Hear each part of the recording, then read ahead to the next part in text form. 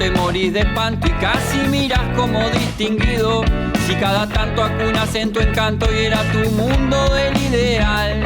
Y su ideal, mi ideal, el de aquel se puede... Buenas noches, bienvenidas y bienvenidos a Último Bondi. Último Bondi es un programa producido por el colectivo Más Igualdad, en colaboración con Caras y Caretas TV y con Plataforma Camacuá, que pretende martes a martes traer alguna idea para conversar, algún tema sobre el que se pueda arrimar información para discutir políticamente, bien informados y con un mejor nivel de reflexión.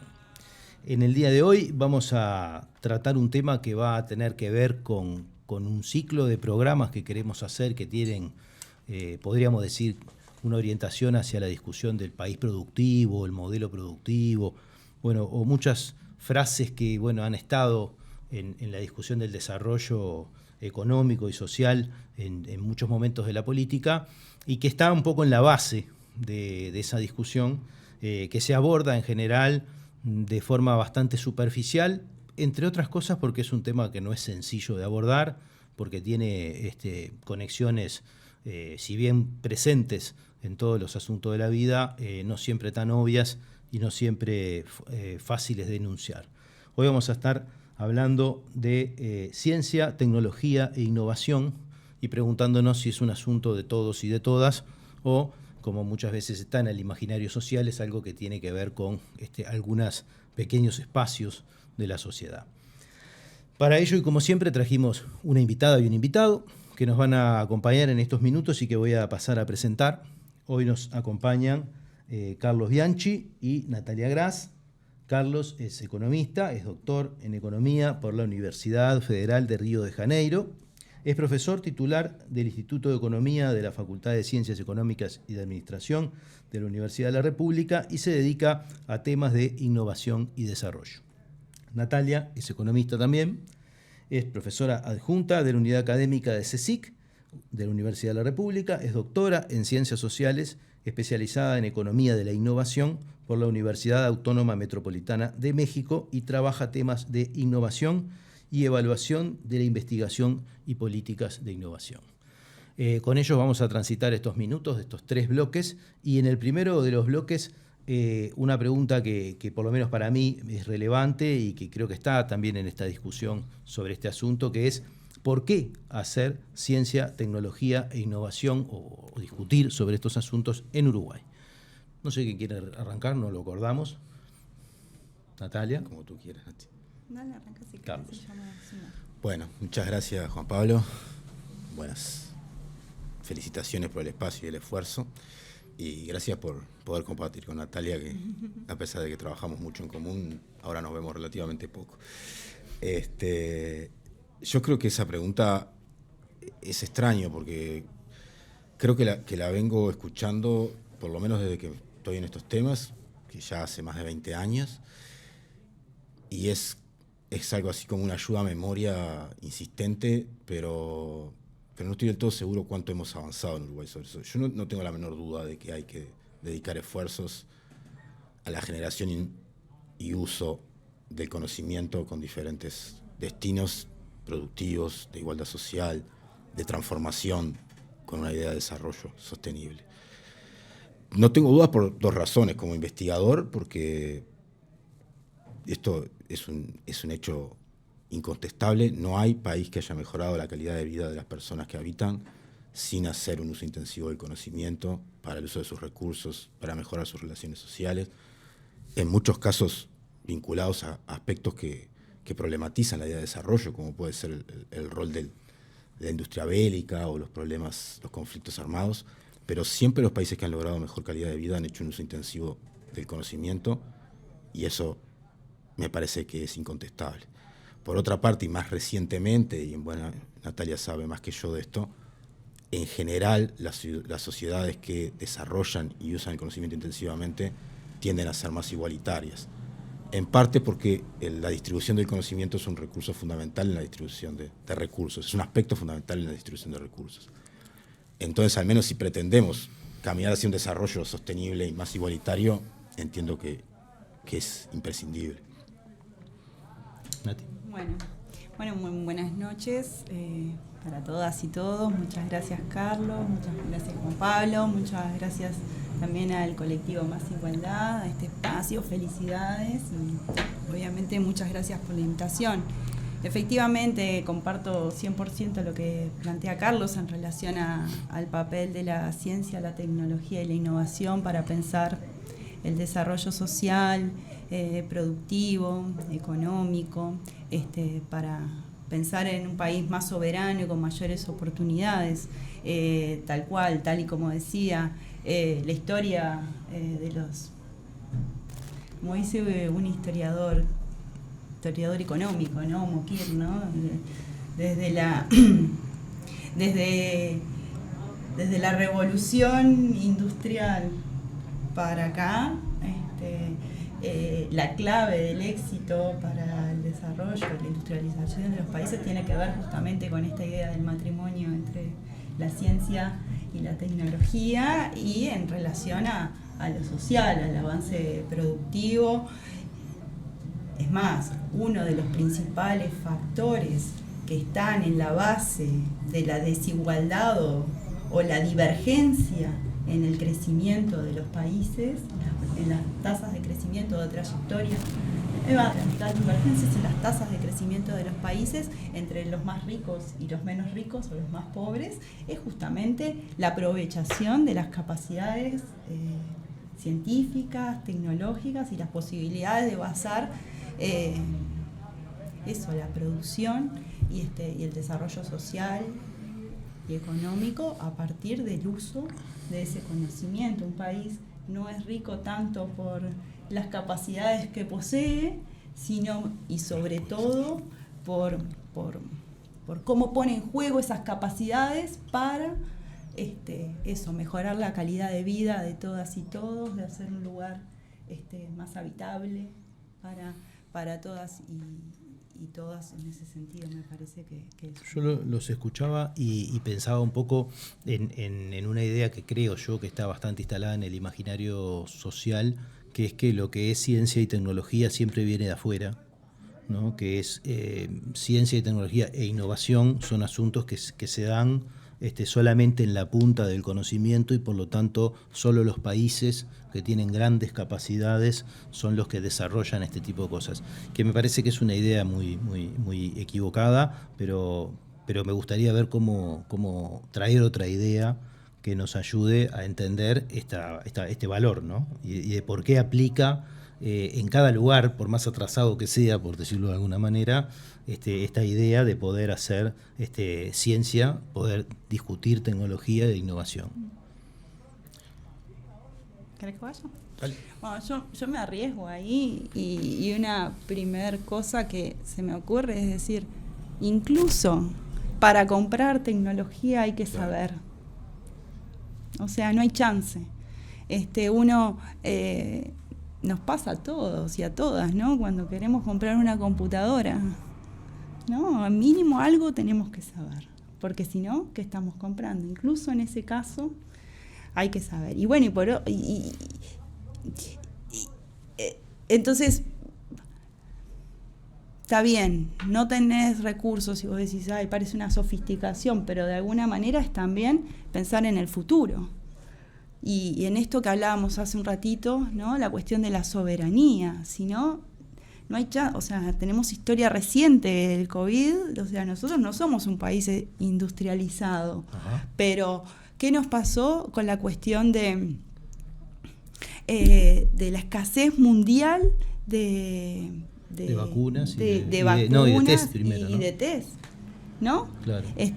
Por suerte está muy bueno ese ejemplo, tuvimos las capacidades forjadas, cultivadas a través de muchos años, ¿no?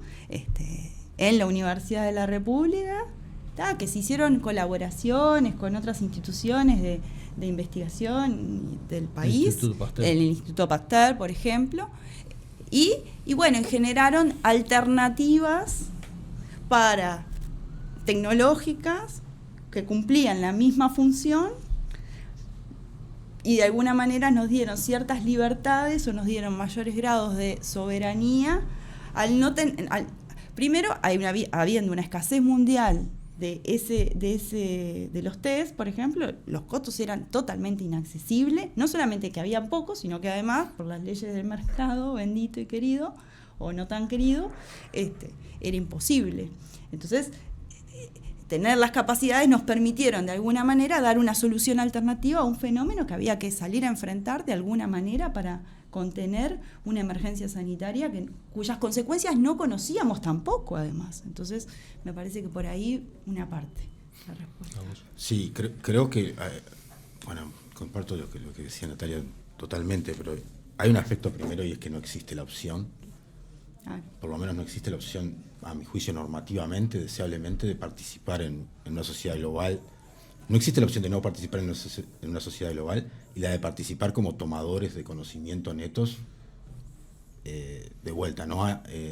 Todos los ejemplos que aparecen son de sociedades donde la gente no realmente está con una alta proporción de sus necesidades insatisfechas.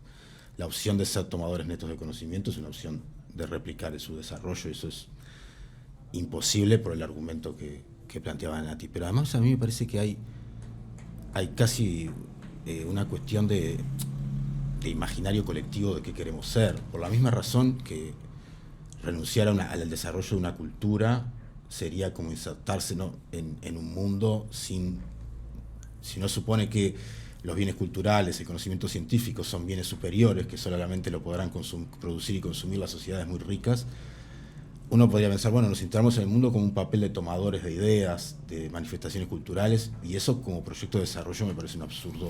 Aparte eso supone como una especie de linealidad, ¿no? Absolutamente. De que para llegar a lo último en lo que está el mundo hay que pasar por todas las etapas en el medio, y eso no es la realidad de la historia, ¿no? Y además hay un otro aspecto que es fácilmente constatable, y es que todas las sociedades que han logrado hacer una trayectoria virtuosa de desarrollo han tomado decisiones políticas explícitas y deliberadas de hacerlo así.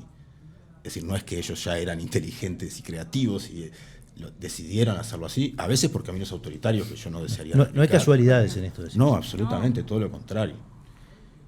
Y creo que el ejemplo que señalaba Natalia reciente de la pandemia es contundente. Bueno, yo creo que hay mucha ignorancia sobre qué capacidades había instaladas acá en Uruguay para hacer eso, ¿no? Y de hecho, creo que estuvo un rato el país vacilando de si se convencía o no de hacerlo, ¿no? Y hubo iniciativas bastante emprendedoras, ¿no? Tanto del Instituto Pasteur como de la Universidad de la República, de tomar el riesgo y tirarse al agua de hacerlo, ¿no? También de empresas nacionales. Y de empresas. Empresas, pequeñas empresas que tomaron riesgos muy altos, empresas desarrolladoras de biotech, de biotecnología, que es un mercado muy difícil de pertenecer, pasaron durante la pandemia, no sé si son exactos los números, pero del orden de magnitud de tener un par de decenas o una decena, 15 empleados, a tener 80 empleados, que sujetos a una demanda puntual. Eso es tomar un riesgo como empresa también. Y tomaron la decisión de hacerlo, y son empresarios de esos que, entiendo yo, contribuyen a esta generación de una economía y una prestación de servicios de calidad más dinámicos, y como la figura del empresario en teoría toman riesgos fuertes. Creo que ahí se dio una cosa curiosa, que hasta da bastante rabia, porque hubo un fenómeno de coordinación espontánea entre actores. Me consta de verlo a nivel de rectorado, en el Ministerio de Salud Pública, que en la vida cotidiana sin pandemia es tremendamente difícil. Un poco aquella idea del viejo maestro Hirschman, de que uno de los problemas que tiene el desarrollo es que todos se pongan de acuerdo para hacer algo que colabore. Claro, y que todos se pongan de acuerdo quiere decir que todos renuncien a algo. Pues, por lo menos eso le digo a mis hijos. Si todos solamente vamos por el máximo que queremos, quedamos todos. No sé si el agua salada nos ha producido lo mismo, pero estamos parecería que estamos en una era de oportunidades, desde ese punto de vista, podríamos decir, porque se nos va a poder caer una crisis arriba de la otra. Hace poco compartimos un evento con Carlos, que estamos en un mundo crítico, no es la crisis sino que estamos en crisis sistemática. En crisis permanente. Permanente, ¿no?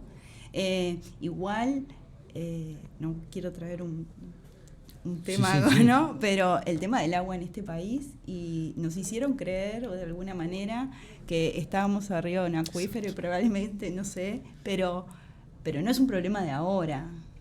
Ahora las condiciones climáticas hicieron un montón de cosas y,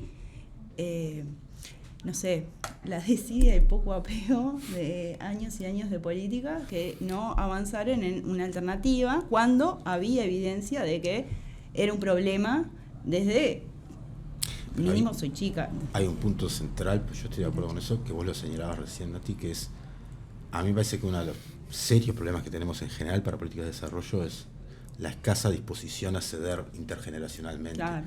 Porque como dice Nati, nos criamos en escuelas en donde nos decían somos ricos en agua, no es un problema el agua, a nadie se le ocurrió poner recursos a prever cosas que no habían pasado en la historia.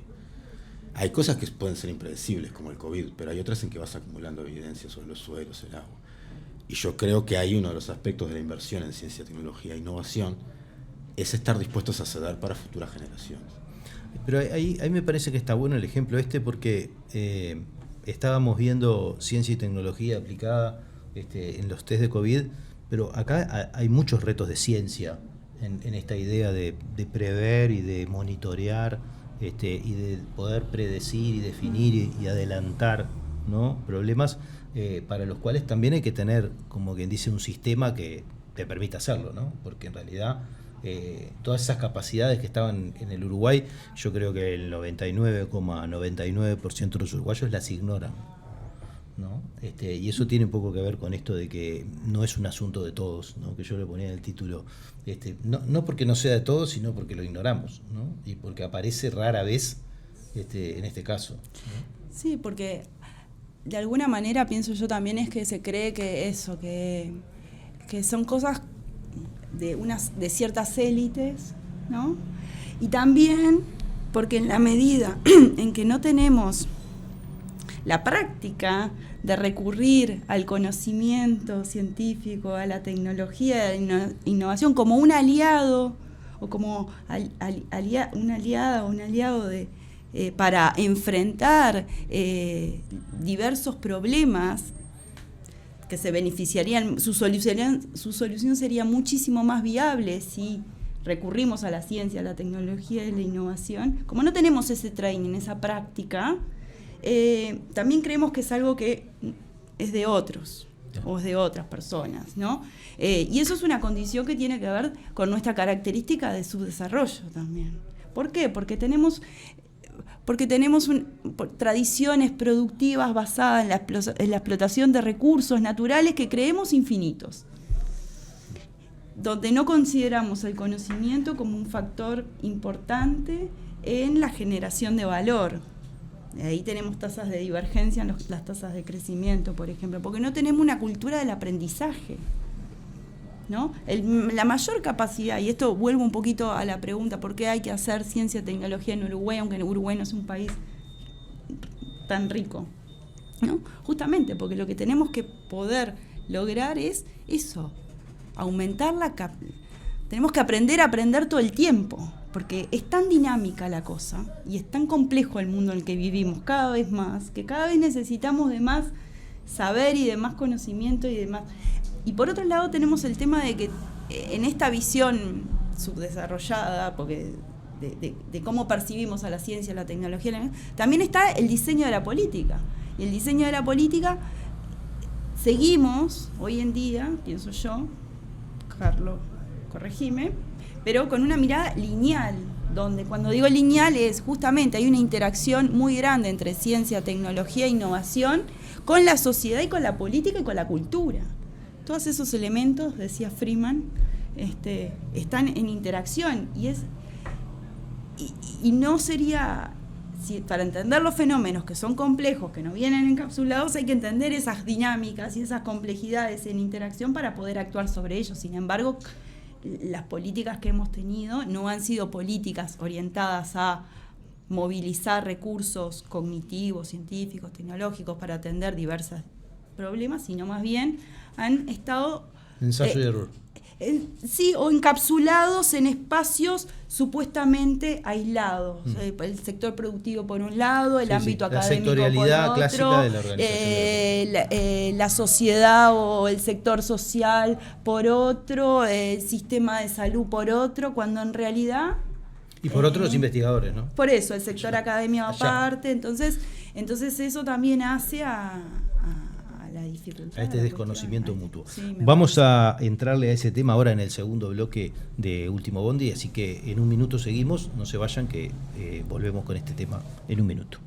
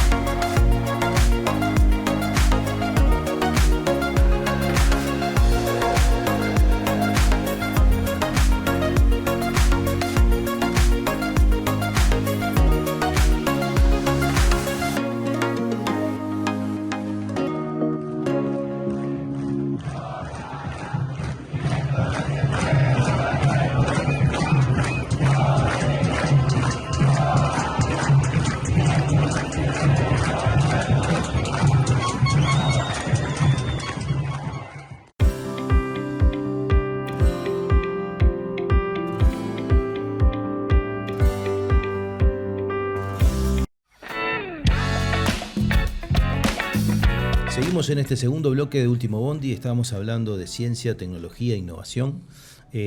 Hicimos una primera aproximación, bueno, ¿qué es esto? Como en todos nuestros primeros bloques, de acercamiento, de entender un poco de qué va el asunto y en qué se relaciona con nosotros. Y habíamos preparado para este segundo bloque esta idea que había empezado a aparecer en el primero, como habitualmente sucede, de qué pasa con cada una de las partes, ¿no? En qué se benefician los sistemas productivos con el desarrollo de ciencia, tecnología e innovación. ¿Qué ejemplos tenemos? Ya pusimos un ejemplo social bien potente, seguramente haya otros que puedan aplicar específicamente en el asunto productivo. El anterior también es un asunto productivo, ¿no? Y bueno, y en los problemas sociales, ¿no? También hay una larga trayectoria de por lo menos de un sector de la universidad, que es la CSIC, donde trabaja Natalia, que ha hecho un esfuerzo enorme en estos últimos tiempos por arrimar esto de ciencia, tecnología y sociedad, ¿no? Así que bueno, no sé, pueden estar lo productivo y lo social, como quieran, el que quiera arrancar. No, Carlos. Bueno, creo que primero hay una cuestión importante, y es que la producción nacional, la producción de Uruguay, ya se basa fuertemente en conocimiento. Existe un sistema, sobre todo en el ámbito agropecuario, que yo estoy lejos de ser especialista, que históricamente, desde la creación de las estaciones experimentales y demás, ha desarrollado ciertas prácticas y capacidades en el uso de conocimiento para producir. Yo creo que lo que nos muestra en el largo plazo, pero incluso en el relativamente corto plazo, desde la final del siglo XX para acá, es que para llegar a mejorar la calidad de vida de todos nosotros, y en particular de los que vienen, los de las futuras generaciones, se requiere un uso del conocimiento más intensivo, pero sobre todo que genere, por ejemplo, que reduzca la dependencia de factores como los precios externos de las commodities. Hay un trabajo de colegas brasileños que muestra que el mejor predictor para el cambio de gobierno en América Latina son los precios de commodities. Si un país entra en crisis por los precios de commodities, tiene menos probabilidad de ser reelecto ese gobierno, independientemente de las políticas que haya hecho. Eso desde el punto de vista de la soberanía es tremendo. Y la forma de pasar de producir commodities, que por su definición un commodity es algo que a mí me da lo mismo comprarlo aquí, acá o allá, porque no tiene una diferenciación. Para pasar a diferenciarse en algo, de vuelta a la evidencia histórica muestra que eso se hace vía conocimiento. Conocimiento que puede estar aplicado al turismo, como hace Europa, por ejemplo, que vende un turismo que solamente lo puedes experimentar en París o en las ciudades medievales, o no es playa y que tú puedes elegir cualquier playa según el mejor precio que te haga un all inclusive. Entonces, eso me parece un primer aspecto, y es que no hay sector productivo sin aplicación del conocimiento. En todo se aplica, y aquellos que lo aplican logran que sus productos, que las personas que consumen sus productos estén dispuestos a pagar más y pagar de manera regular. Esto no es una idea demasiado novedosa, ¿no? Están los inicios de la CEPAL, está en toda la escuela post-keynesiana de los 70, pero sigue siendo un debate frontal, que es qué queremos hacer a futuro, que no quiere decir tirar los recursos naturales por la borda y tener un plan de industrialización alejado de nuestras capacidades. Quiere decir que cualquier camino que tomemos, a mi juicio, tenemos que intentar diferenciar lo que hacemos cada vez más vía conocimiento. Y eso, que la dejo a Nati, que es la que sabe más de temas de promoción, de reducción de inequidades y demás, pero eso naturalmente, no naturalmente, en absoluto naturalmente, deliberadamente tiene un efecto en las condiciones de igualdad y de distribución de los recursos, porque mejores sectores de producción que logran mejores precios requieren gente más calificada, que obtiene mejores remuneraciones, que lleva adelante una producción cultural de su vida también, que permite que las personas que vienen detrás accedan a mejores condiciones. Entonces, yo sé que esto es algo obvio, pero de ninguna manera deberíamos oponer la agenda productiva de la sociedad. Sé que es algo obvio para acá, pero es un falso dilema. Sí, y en particular es un falso dilema, porque en la medida en que no haya una decisión deliberada, consciente y explícita en términos de lograr no me gusta hablar de derrame, porque el derrame parece que se cae solo y no. Hay que direccionar los beneficios del conocimiento, sino porque el mercado, el conocimiento, en definitiva, es un bien muy... ¿Es un bien o no es un bien? Porque no es un... ¿no? No se puede agarrar. No se puede agarrar. Entonces, es un bien, llamémosle, muy especial, ¿no? Entonces, y es un bien tan especial que no todos lo pueden aprovechar, no todas las personas pueden aprovecharlo de la misma manera tampoco, ¿sí? Entonces, tiene una propiedad, no sé si se dice propiedad, pero esta idea, cuanto más capacidades tengo más capacidades de aprovechar y obtener mejores beneficios de ese conocimiento. En la medida en que no hay una política explícita social, por ejemplo, educativa, ¿no? De aprendizaje, de generar capacidades de aprendizaje, no todos vamos a poder aprovechar el conocimiento de la misma manera. Y eso necesariamente va a generar desigualdad, ¿sí? Porque solo algunos son capaces de apropiarse de los beneficios que se derivan de él. Por eso también es un factor explicativo importante de la divergencia de los países, ¿sí? Pero al interior de los países pasa lo mismo, porque, como decía Schumpeter, es destrucción creadora, pero también es creación de destrucción, porque cuando sofisticamos el proceso productivo y necesitamos mano de obra calificada, hay un conjunto de mano de obra que no está tan calificada, ¿qué pasa con esa gente? Esa gente hay que reconvertirla, para que pueda seguir aprovechando eso, si no, esas capacidades se terminan perdiendo. Entonces, en ese sentido, me parece que la política social y la política social, la política productiva y la política científica, tecnológica y de innovación tienen que ir educativa. Bueno, ahí va, cuando dije social quise decir en general, pero sí, totalmente en educativa, porque de alguna manera hay un texto muy lindo también de Cohen y Levinthal que se llama El doble rol de la I+D, ¿no? ¿I+D qué es? Investigación investigación y desarrollo, ¿no? Y entonces, ¿y qué tiene que ver también con otro anterior de las capacidades de absorción?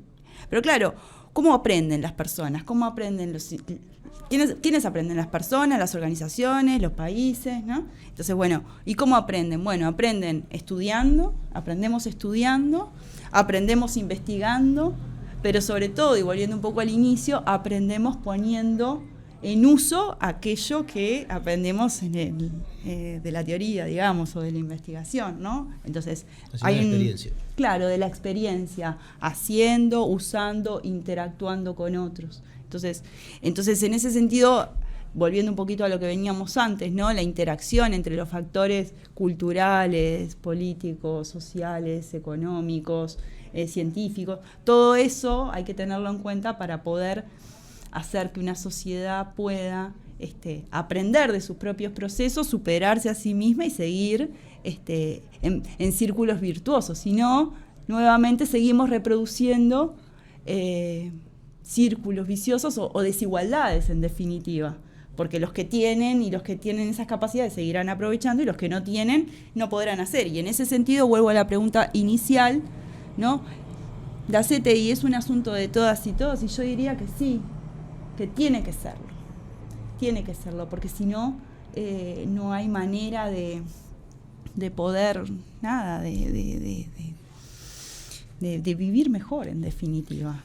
Ahí hay un tema que, lo que yo dije de que es un falso dilema, puede verse equivocadamente por algo que dice Nati, que yo comparto plenamente, que es que la generación de conocimiento y la aplicación es desigualadora casi que por definición. Pero esto que decían ustedes en el bloque anterior sobre la sectorialidad y por qué las políticas de CTI pueden ser relevantes,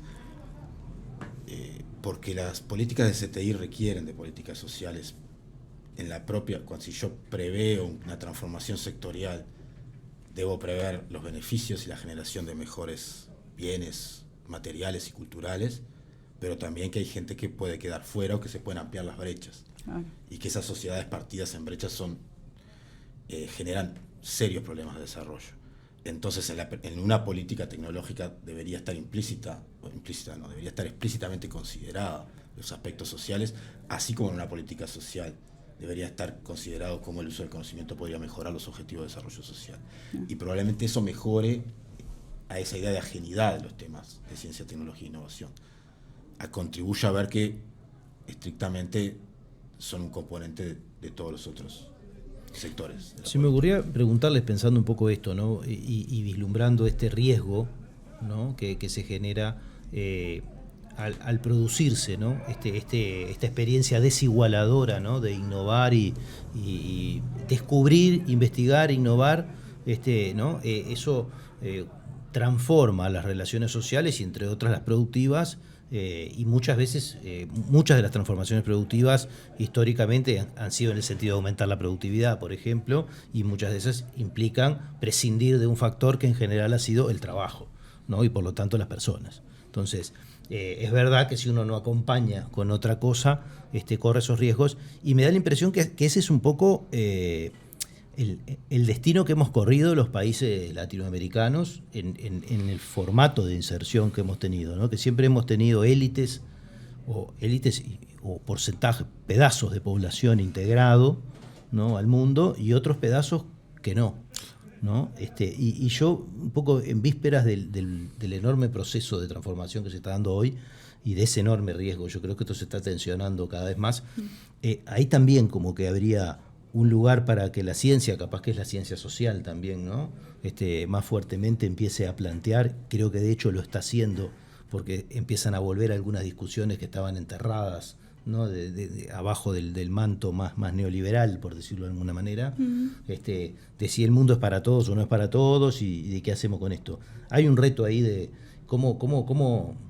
qué ideas le sugiere este proceso. Yo lo primero que me surge es que no es solo un problema de América Latina o del mundo subdesarrollado.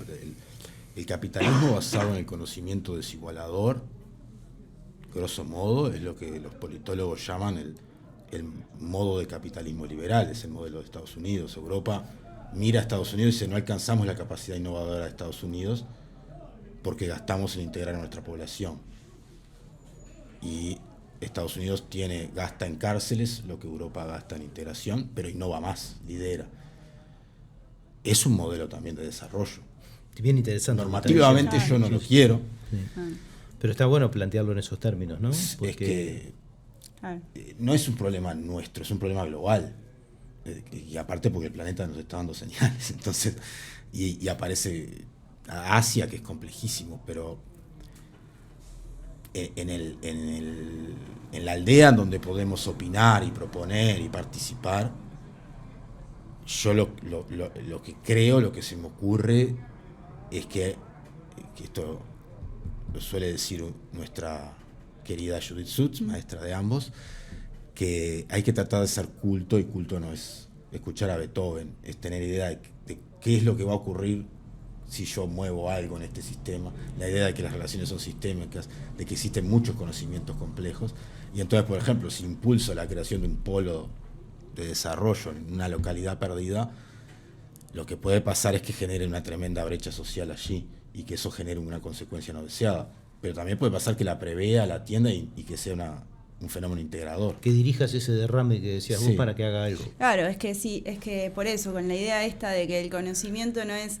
que es un bien raro, en definitiva, y que el mercado no orienta solo al país, un espacio muy grande para la política para redireccionar, porque si quienes tienen más capacidades son los que están en mejores condiciones de apropiarse de los beneficios de ese conocimiento, quienes no tienen capacidades, ¿qué pasa? ¿Qué pasa con sus problemas? ¿Quién las atiende? Entonces hay que redirigir, porque de alguna manera, ¿quién es el actor? O sea, ¿quién es el actor? Bueno, ¿qué instrumentos tenemos? Bueno, la política para redirigir eso y eso, pensar,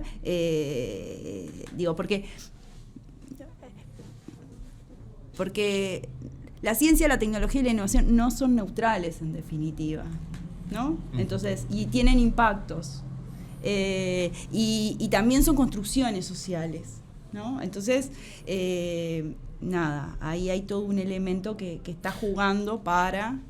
no es que sea bueno o malo, tiene... Sí, pero hace cosas buenas o cosas malas. Claro, exacto. Y que, en sí misma no es bueno o malo. Claro. Cuando vos decías eso pensaba, vos decías es la política. Y yo decía, es la política, sí, pero tampoco es cualquier política. Exacto. Porque si no está la gente en la política, los riesgos que corre la política de no hacer lo que tiene que hacer son enormes. Y miro esto porque este caso del enclave tecnológico, ¿no?, en el medio del país, y sus consecuencias y las supuestas contrapartes que le puede poner la política, que la verdad que muchas veces no dan la talla para evitar este proceso de desigualación radical, ¿no?, que después trae un montón de problemas. Es un asunto central acá, ¿no?, en el mundo de las empresas que tienen más poder que los países, ¿no?, de la conexión global y de las revoluciones vertiginosas que produce la tecnología, me parece que es un temón, ¿no? Y me traía lo que vos decías, muchas veces una discusión que tenemos en las ciencias sociales, que es entre lo que le dicen la visión punitivista, ¿no?, y la visión de acompañamiento, por decirlo de alguna manera, más pedagógica, o más, no sé si tiene un nombre, ¿no? A la otra le pusimos un nombre, pero que tiene que ver con esto y con los costos, ¿no? Si uno piensa cuando lo que cuestan estos sistemas, ¿no? Lo que cuesta un preso, lo que cuesta una persona en un refugio, lo que cuestan las instituciones totales, es brutal. Uno dice, si esta plata, ¿no? La hubiéramos puesto antes, ahí capaz que estábamos contando otra historia distinta. Pero nos estamos metiendo en el futuro. Dale. No, si lo hubiéramos puesto antes y si paralelamente generamos oportunidades, porque también pasa eso. Vos, una parte tiene que ver con eso, con o sea, con generar niveles de formación, ampliación de las oportunidades de enseñanza y qué sé yo, pero después no tenés una inserción real de esa gente. Entonces también, ¿no? Entonces es... Pero eso no es la falta de diálogo esta que hablábamos hoy entre la ciencia, la tecnología, la innovación y la política. Sí, por eso, pero son los dos niveles. Porque hay montones de lugares donde va y dice, y... acá hay pobreza por aquí, pobreza por allá, pero se podrían hacer cosas, ¿no? Y ya que trajiste a Judith, seguro Judith se sentaría a pensar cuántas cosas se podrían hacer ahí, ¿no? Sí, claro.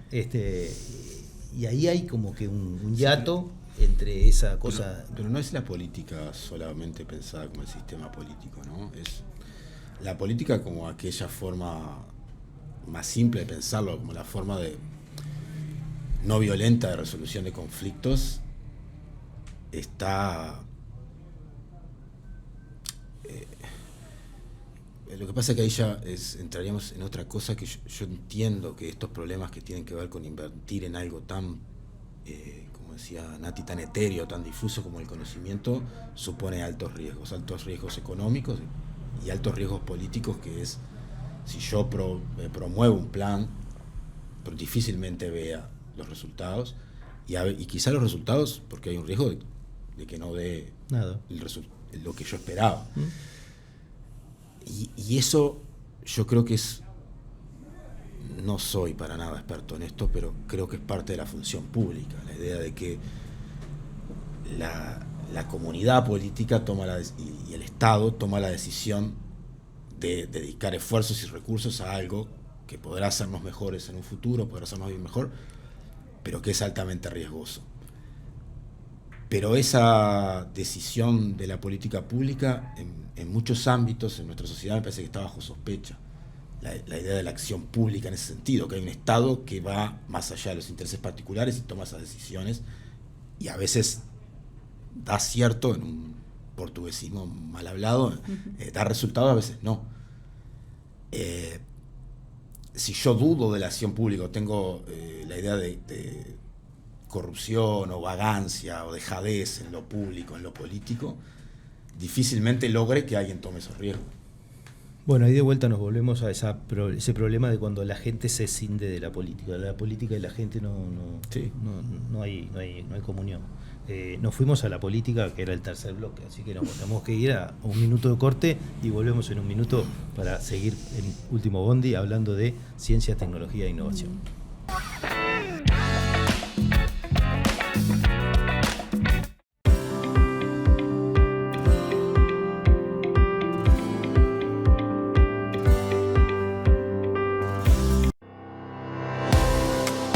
Nos une la defensa del trabajo y el derecho al descanso, apostando a crecer juntos y juntas.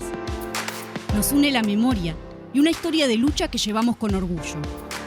Nos une jugar y divertirnos sintiéndonos iguales, caminando, sin dejar atrás a nadie. Nos une la democratización de la palabra. Nos une lo que nos emociona y moviliza. Nos une compartir y soñar el futuro. Con AEBU tenés derechos.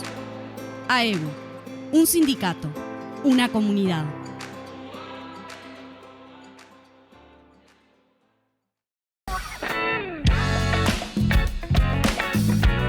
Seguimos en este tercer bloque de Último Bondi. Estábamos hablando de ciencia, tecnología e innovación.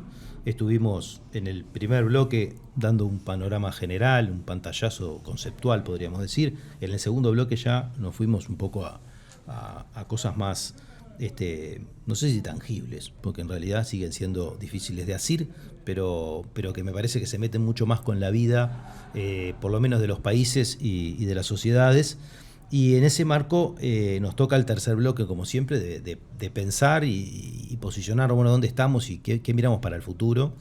Y bueno, es justo decir de que el Uruguay en el siglo XXI hizo algunos esfuerzos por generar institucionalidad, por generar políticas, ¿no? Bueno, como en todos estos procesos iniciales, seguramente haya aciertos y errores, y seguramente hay aprendizajes. De esos aprendizajes es importante hacerse, porque si queremos seguir emprendiendo ese camino, por lo menos hay que tener claro, o una idea por lo menos de para dónde, ¿no? Totalmente. En el siglo XXI se dio una transformación muy fuerte en las políticas de ciencia, tecnología e innovación en Uruguay. Pero me gustaría también señalar algo que decimos con nuestra colega Belén Baptista en un trabajo que se va a presentar en algún momento de este año. En Uruguay, desde la reconstrucción de la democracia, ha habido un fenómeno que es de construcción por muchos periodos, de capacidades, y una singularidad latinoamericana, y es que no ha habido destrucciones, en esta idea de que muchos de nuestros maestros dicen es muy difícil construir y es muy fácil destruir. El único periodo de destrucción que observa la historia uruguaya desde el vallismo hasta acá es la dictadura militar de la más reciente. Después Uruguay construyó el PDCIVA en los 80, la reapertura de la universidad, la creación de los programas PDT y demás, que fueron pequeños mojones, no tan pequeños en algunos casos, ciertamente importantes. Y aún en la crisis de 2002 no se destruyeron capacidades de manera neta como ocurrió en otros países de América Latina. Eso me parece que es muy relevante, la idea de que el desarrollo científico-tecnológico y de las políticas científico-tecnológicas está fuertemente asociado a la democracia. Y lo que vos decías también, a la participación de los actores en esas políticas. Después, en el siglo XXI, se da un proceso de que se toma en la agenda de políticas estos temas con mayor relevancia. Aparecen en todos los programas de los partidos políticos de 2004. Curiosamente, en la agenda, nosotros decíamos con otro colega, con Camilo Martínez, que es comparando estos programas, que es que muchas palabras son comunes, muchos objetivos aparecen en común. El debate aparece más en torno a Estado o mercado como movilizador de estas capacidades entre los partidos políticos. Y en el siglo XXI, si bien se da un gran debate en torno a eso, hay cosas que se consolidan.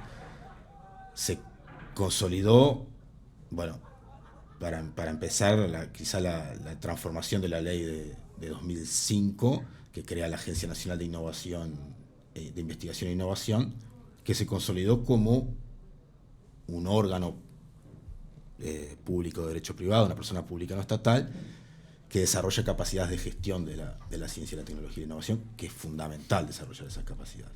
Luego hay 1000 debates y discrepancias, yo he participado de muchos públicamente, sobre cómo ha sido conducida, pero creo que hay un consenso de la relevancia de este tipo de actores con capacidad de ejecución. Después se crearon muchos intentos de política transversal de ciencia, tecnología e innovación, esta idea de que el conocimiento esté en las políticas de salud, en las políticas productivas y demás. Y esto, desde el Gabinete Ministerial de la Innovación, el Transforma Uruguay posteriormente, ha encontrado sistemáticamente trabas a nivel de la estructura del Estado y de las políticas sectoriales de Uruguay y de los propios agentes. Esto es un gran desafío pendiente. Y luego el sistema de políticas más de la que sería la política real, la politics, y no la política pública, es un sistema curioso de Uruguay, porque es un país pequeño, un sistema pequeño con un actor enorme como es la UDELAR. Entonces, que además es una universidad pública cogobernada, entonces es una organización tremendamente compleja. Entonces, lo que creo que ocurre es que de alguna manera lo que ocurrió en el siglo XXI es la creación de una política pública a nivel nacional con muchas transformaciones, ganó relevancia en todo el espectro político, a la vez que la universidad procesó transformaciones muy relevantes en ese periodo, sigue habiendo una suerte de un gobierno nacional y un aspecto muy importante que pasa por el gobierno universitario. Que yo francamente no creo que eso esté mal o bien, creo que es ingenuo pensar, hoy probablemente una de las políticas más importantes de investigación a nivel nacional es el régimen de dedicación total de la universidad. Eso cambia radicalmente las condiciones de las personas, salvo las que tienen excepcionales condiciones de trabajo, capacidades de trabajo, que te puedas dedicar a eso. Y eso es una política de laudelar. Y es más, en números es más importante que cualquier otra política nacional. Entonces, de hecho, la política se ha construido mucho, sigue siendo un país con un actor dominante que hay que, a mi juicio, integrarlo e integrarse armoniosamente. Sí. Y en esa línea también un desafío y otro aporte que tiene que ver de cambio, ahora que trae a la universidad y al régimen de dedicación total, es la territorialización de la universidad en el interior del país. O sea, teníamos un sistema previo a 2007, o sea, si bien la universidad ha hecho esfuerzos a lo largo de la historia por descentralizar, de alguna manera, el gran impulso, la gran transformación, y porque además con la lógica, con cómo fue ese proceso de territorialización o de llevar, o estar la universidad en el interior, vinculado a establecer centros, polos de desarrollo universitario, vinculado, y tiene que ver con lo que veníamos hablando antes también, con las necesidades del territorio, ¿no? Entonces, en la zona este... pertinencia. Claro, exacto, con la pertinencia, ¿no? De desarrollo local, ¿no? Y establecer allí la formación en los campos del conocimiento más pertinentes a los efectos del desarrollo social y local, productivo de esos espacios territoriales. Y eso dinamizó muchísimo el interior, de alguna manera. Eso creo que ha sido un cambio enorme. Nosotros, me acuerdo que fue en el año 2021, en CSIC tenemos un programa que se llama Vinculación Universidad, Sociedad, Producción. Y en una de sus modalidades, hacemos entrevistas siempre a las contrapartes para saber cuál es el interés, o sea, para poder de alguna manera aproximar o apreciar, la relevancia que tiene esa investigación que se está proponiendo a los intereses y objetivos de esas contrapartes no académicas que están involucradas, ¿no? Y entonces una cosa que fue como muy impresionante, o por lo menos para mí, fue justamente encontrar esa cantidad de proyectos que estaban emergiendo y que estaban viniendo y que estaban siendo creados, y en espacios del territorio, no sé, venían cosas de Salto, de Rocha, de Tacuarembó, no sé, como una cosa, y que no involucraba solamente al ámbito académico, ¿no? Que estaban en interacción social con actores no académicos. Entonces eso me parece que es un elemento un gran cambio en las dinámicas de eso, de la producción, el uso y el uso del conocimiento, ¿no? Yo creo que esto que vos traés, un poco los dos, son procesos largos, o sea, no tienen un hito que diga ¿no? Capaz que hay algunos hitos que se pueden construir leyendo la historia, ¿no? Y decir, esto fue un mojón, ¿no? Esta descentralización, este proceso de la reforma, ¿no? Universitaria que produjo un empuje así y alineado con condiciones políticas para hacerlo. Claro, ¿no? recursos. Ahora,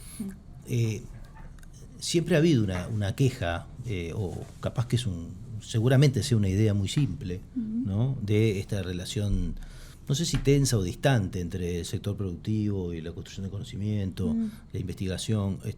En lo social soy consciente que se trabajó mucho en esa relación, en montones de convenios y todo. ¿Cómo se cataliza y cómo se fortalece eso? Porque de una manera u otra todos vemos esta hipótesis, pero a la luz de esta coyuntura que yo venía planteando en el bloque pasado, de no estaremos yendo a una sociedad que va a tener cada vez más tensiones hacia la expulsión, hacia la exclusión social, ¿no? Yo digo que vamos a una sociedad con mucho más cantidad de desocupados de la que tenemos hoy. Tenemos problemas de economía política para sostener eso, por supuesto, porque se han demonizado las transferencias monetarias, se han demonizado las políticas sociales, ¿no? Pero por otro lado, porque como decía Carlos, el mercado de trabajo y especialmente un nivel de producción de valor más o menos interesante es lo que mejor distribuye, ¿no? Entonces, estamos en una condición mucho mejor que hace mucho tiempo desde esa perspectiva de haber sembrado todo eso para poder tratar de tener una propuesta distinta y de que a nivel local, por ejemplo, se empiecen a decidir cosas que hacen falta, porque hacen falta proyectos locales, ¿no? Y la falta de esto que vos decís, claro, ¿qué proyecto va a haber si toda la gente que lo que quería hacer la gente joven que vivía en ese lugar era irse? No, pero ahora cuando uno produce estas cosas, y ahora se me ocurre que sigue faltando necesidad de erradicación, de coordinación, de mecanismos, ¿no? Pienso en ese instrumento, CSIC, esa lógica de hacer encontrar las partes, ¿no? ¿Cómo podríamos pensar una política así? Y ahora ya tenemos también más institutos de todo tipo. Ahí en eso iba con la segunda parte de lo que iba a decir, que eran los desafíos, ¿no? Los desafíos, me parece que hay en esto que hay más allá de los esfuerzos que se hicieron, sobre todo los gobiernos progresistas, ¿no? Porque, o sea, la regionalización o la territorialización de la universidad, o sea, ¿no? En el territorio, la universidad en el territorio fue gracias a que tuvo un contexto favorable de incremento de recursos que no estamos viendo ahorita, ¿no? No estamos viendo ahora, ¿no? Entonces, no me voy a olvidar que llegamos al 6% del PBI a pelear por eso en gobiernos progresistas y ahora tendríamos que pelear por menos, o sea, por eso, pero estamos muchísimo más abajo, ¿no? Entonces, eso por un lado. Pero, de todas maneras, falta ese encuentro, ¿no? Creo que muchos de los instrumentos, si bien intencionados o buscando de alguna manera buscar esos encuentros, uno cuando mira las ejecuciones, o sea, ve que los recursos destinados a esto que tienen que ver producción de conocimiento en interacción con otros que no son academia, en definitiva son los que menos se ejecutan, ¿no? Entonces hay un trabajo grande, creo yo, en eso. Y acá de vuelta, y ahora cito a Judith, ¿no? Y a Rodrigo Arocena cuando hablan de la debilidad estructural de la demanda de conocimiento. Hay un documento reciente que creo que lo votó hace poco el Consejo Directivo Central de la Universidad, de la Delegación Universitaria al CONICYT, que de alguna manera vuelve a decir en 2023, 10 años después de escrito el artículo que estoy citando, que es de 2010, más 13 años, la debilidad de de la demanda de conocimiento, ¿no? Entonces eso de alguna manera también está restringiendo esos encuentros. Entonces me parece que hay un desafío enorme que tiene que ver con eso, con generar primero grandes espacios en torno a cuáles son los grandes problemas nacionales que tenemos. Vos hablabas de la demanda, pero la demanda hay que construirla, ¿no? Por eso. Porque en muchos lugares la demanda no está construida. Por eso hay que demandar. Tiene que haber actores para construir la demanda. Las capacidades para formular la demanda. Claro, exacto. Mi cuerpo me señala demandas de salud, pero yo si no voy al médico no sé cuáles son. Claro. Ahí a mí me parece que eso es un desafío central y un desafío que me gustaría que como sociedad nos encamináramos, porque creo que si bien es tremendamente difícil, hay formas de atacar esos problemas. Porque es necesario sumar conocimiento a la producción de bienes, servicios, cultura, y porque además tenemos un típico problema en nuestro sistema científico-tecnológico, y es que es un sistema científico-tecnológico casi que 100% académico. Que tiene que crecer más en sí mismo, yo no tengo duda, pero que sobre todo lo que precisamos es el uso de ciencia y tecnología en las empresas públicas, privadas, en el Estado. Y eso, primero, se necesita mejorar el sistema educativo. Después creo que un factor clave, capacidad de absorción, es que haya gente formada en las empresas públicas, en los ministerios, en las empresas privadas. ahí hay muchos instrumentos de política posibles. Uno que no ha salido bien, pero que yo creo que hay que insistir, es financiar la contratación de jóvenes profesionales en empresas, y yo creo que habría que hacerlo en organizaciones. Incluso habría que pensar que financiarlo en algunos espacios públicos. Hay una agenda que construir, tiene que haber gente capacitada que se ponga a estudiar los problemas para formar esa demanda.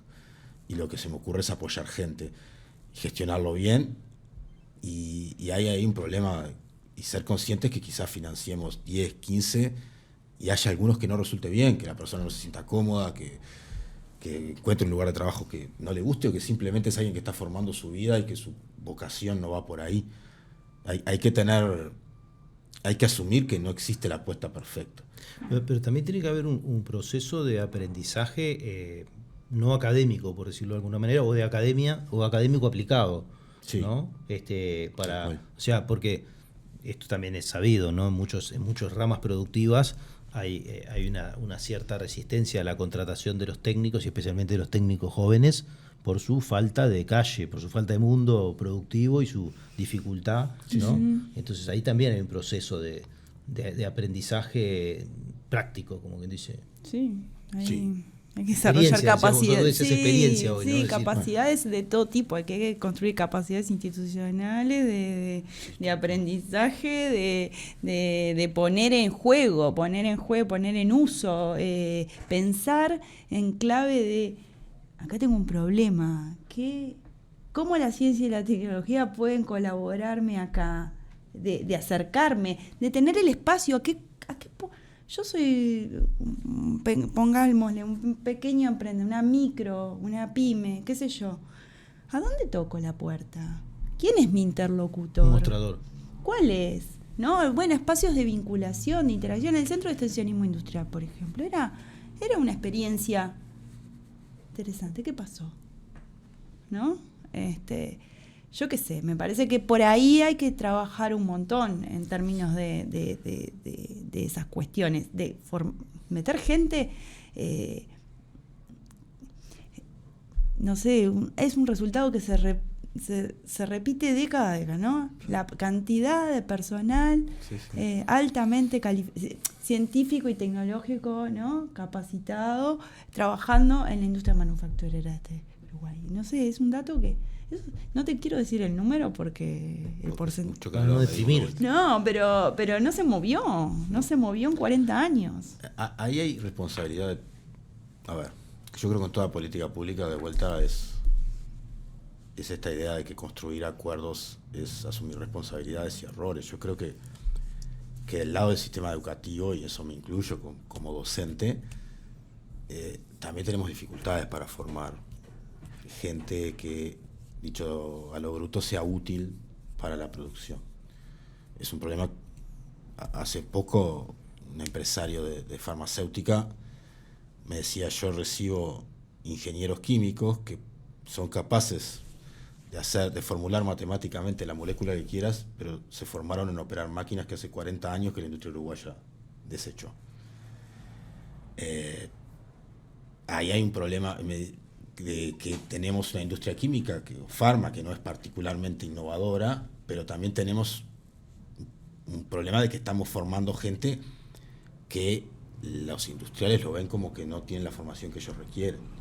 Entonces, por lo menos desde 2002, cuando estaba Abreu en el Ministerio de Industria, hay iniciativas de diálogo y demás, que, como yo decía antes, no se destruyen, pero algunas no se continúan. Entonces cada iniciativa viene de vuelta y se identifican necesidades sectoriales, la industria no demanda, la universidad no forma, hay un agujero que se avanzó mucho en la formación técnica, pero todavía queda mucho por hacer. Hay un espacio que yo creo que, como vos decís, si se asume que puede haber mayores riesgos de desempleo, de reemplazo de mano de obra y demás, creo que va por poner gente más formada en todos los espacios de trabajo, para empezar en los nuestros. Bueno, vos hablabas hoy de decisiones, ¿no? Yo creo que sí, que en el fondo todo cuadra en que primero que no es fácil tomar decisiones, que segundo tienen que alinear a muchas partes del problema que se deben reconocer como tales, que tiene que haber actores, y por lo tanto a veces hay que ayudar a construir esos actores y eso es parte del problema, ¿verdad? Para recién poder empezar a discutir, pero después hay que sostener, ¿no? Sostener cosas que no se hacen de un día para el otro y que uno hoy habla de que tiene la universidad en todo el país, pero eso no se hizo así nomás y mientras se hizo no se notó después, ¿no? Y eso me parece que son las cosas que tienen este tipo de problemas. Bueno, nos tenemos que ir. Muchas gracias. No, gracias por estos minutos. A ustedes, a vos. Y bueno, y nosotros nos vemos el próximo martes en otra propuesta de Último Bondi. Buenas noches.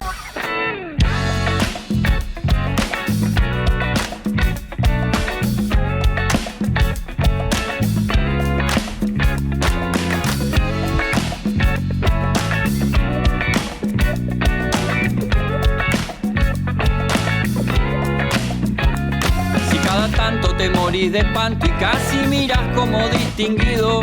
Si cada tanto acunas en tu encanto y era tu mundo el ideal. Y su ideal, mi ideal, el de aquel se puede mirar desde lo distinto. Si por las noches compartís el tinto con ese que piensa solo.